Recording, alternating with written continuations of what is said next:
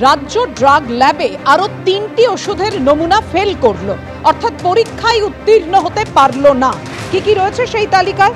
রক্তচাপ কমানোর ওষুধ রয়েছে 2টি এবং একটি অ্যান্টিবায়োটিক রয়েছে। প্রেশারের ওষুধের 2টি নমুনার গুণগত মান খারাপ এবং পরীক্ষায় দেখা গিয়েছে যে পরিমাণ রাসায়নিক থাকার কথা তা সেখানে নেই। অন্যদিকে অ্যান্টিবায়োটিক ওষুধটি কোনোভাবেই ব্যবহারযোগ্য নয় বলে জানানো হয়েছে। আপনারা জানেন কল্যাণ বন্দ্যোপাধ্যায় একেবারে তুই তুকারি সম্বোধন করে একেবারে বেলাগান আক্রমণ করেছিলেন সুকান্ত মজুমদারকে। সুকান্ত মজুমদারকে চ্যালেঞ্জ ছুড়ে দিয়েছিলেন কল্যাণ বন্দ্যোপাধ্যায়। আর এবার সেই চ্যালেঞ্জ গ্রহণ করে সুকান্ত মজুমদার তিনি আজকে পৌঁছে গেলেন শ্রীরামপুরে। তৃণমূলের সাংসদের চ্যালেঞ্জ গ্রহণ করে বাইকে চড়ে এলাকা ঘুরলেন সুকান্ত মজুমদার।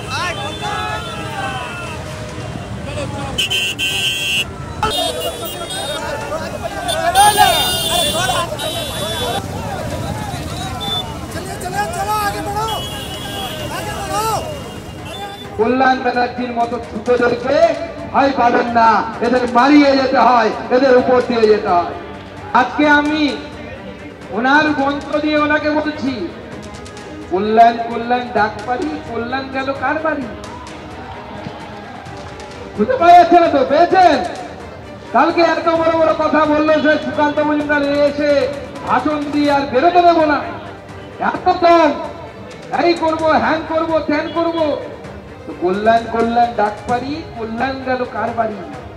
আই কল্যাণ দেখে যা বিজেপির ক্ষমতা। ভেবেছিলাম আজকে যে কল্যাণদা দাঁড়িয়ে থাকবেন হাতে বন্দুক, বাজুকা, সামান টামান নিয়ে, দেখতে পেলাম না।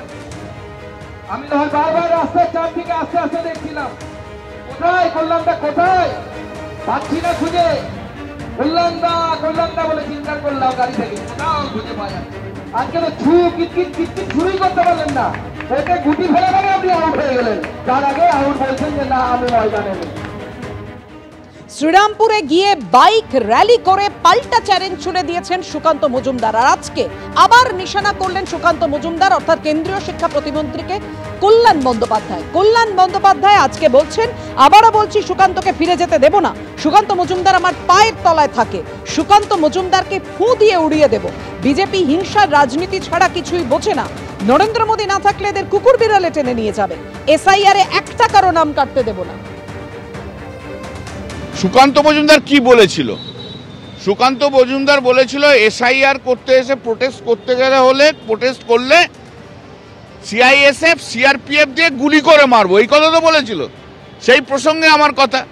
তো এসআইআর করতে এসে নাম বৈধ ভোটারদের নাম কেটে ও সিআইএসএফ আর সিআরপিএফ নিয়ে শ্রীরামপুরের একটা মানুষকে গুলি করে মারুক না, সুকান্ত মজুমদারকে ঘর ফিরে যেতে হবে না। আবার বলছি, থেকে নাম কেটে দিয়ে ও সিআইএসএফ সিআরপিএফ নিয়ে এসে শ্রীরামপুর পার্লামেন্টে একটা মানুষকে গুলি করে মারুক, সুকান্ত মজুমদারকে বাড়ি ফিরে যেতে দেব না।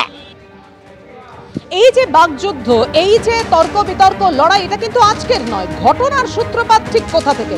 এবার দেখাবো সুকান্ত মজুমদার বনাম কল্যাণ বন্দ্যোপাধ্যায়। দেখুন, আর কত লন্ড ভন্ড করতে পারেন আমরা দেখবো।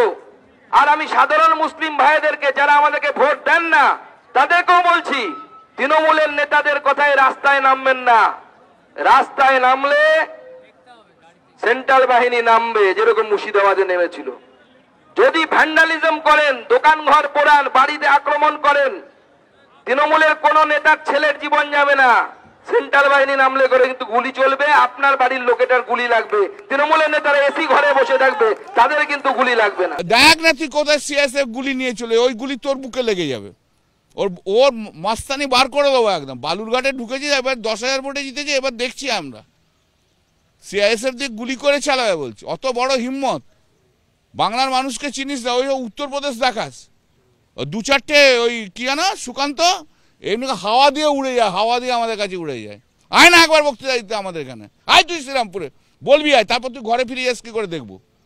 সুপ্রিম কোর্টে দাঁড়িয়ে একজন সাংসদ সেই কথা বলছে, এই কথা বলছে যে একজন মন্ত্রীকে, কেন্দ্রীয় মন্ত্রীকে গুলি করে দেওয়ার হুমকি দিচ্ছে। এর থেকে বোঝা যায় ওনার মানসিক স্থিতি কি আছে। বয়স হয়ে গেছে, এদের রিটায়ারমেন্টেরও বয়স পার হয়ে গেছে, এদের এখন বৃদ্ধাশ্রমে পাঠানো উচিত। এর যা বয়স হয়ে গেছে। এবং তার মধ্যে বর্তমানে যেহেতু তৃণমূল কংগ্রেসে অভিষেক ব্যানার্জির ক্ষমতা বাড়ছে, আর অভিষেক ব্যানার্জি তো এদের ঝেঁটিয়ে বিদায়ী করবে দল থেকে। পুলিশ সরে যাক না, বাড়ি থেকে বেরোতে পারবে না এরা, মার খেয়ে মরে যাবে পাবলিকের। এত পয়সা খেয়েছে, এত অনৈতিক কাজ করেছে, এমন এমন কাজ করেছে সেগুলো ক্যামেরার সামনে বলা যায় না, বুড়ো বয়সে এমন কাজ করেছে। তো যাই হোক, আমি ওনার চ্যালেঞ্জটা নিচ্ছি। আমি কালকেই যাচ্ছি ওনার এলাকায়, দেখি না কত বড় বাপের বেটা হয়েছে, কি করে। শ্রীরামপুরে আমি কালকেই যাচ্ছি, ওড়ালে ওড়াবে।